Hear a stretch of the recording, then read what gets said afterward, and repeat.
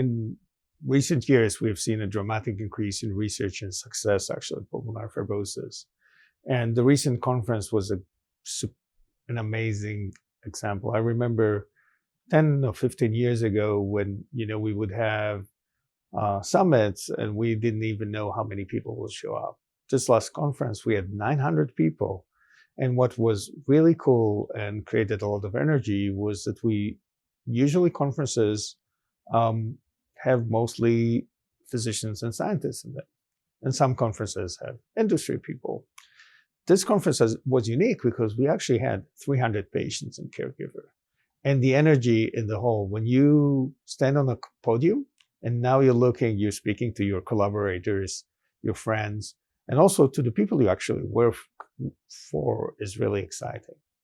And not only the numbers were impressive, it was the energy, because we finally, again, after 10 or 15 years, we can provide a message of hope.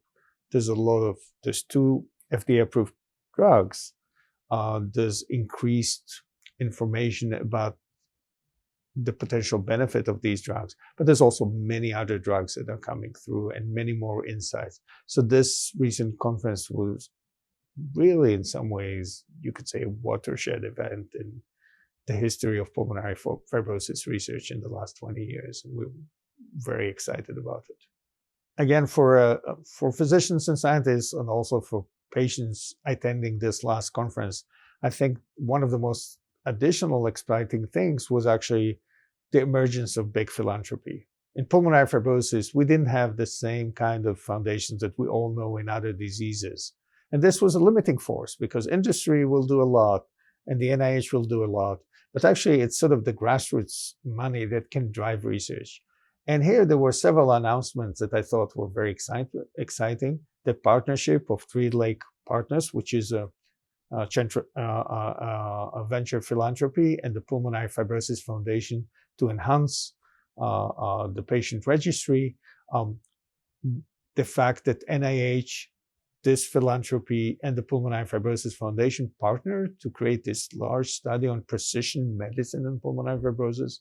And again, in the case of my group, the IPF Cell Atlas would not have happened without this philanthropy.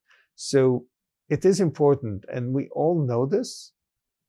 We don't necessarily feel the urgency, but to move a research topic, you have to have this partnership between industry, federal government, philanthropy, and the public. That's the only way you get things done, because every one of these groups have slightly different interests, but together they help the patients.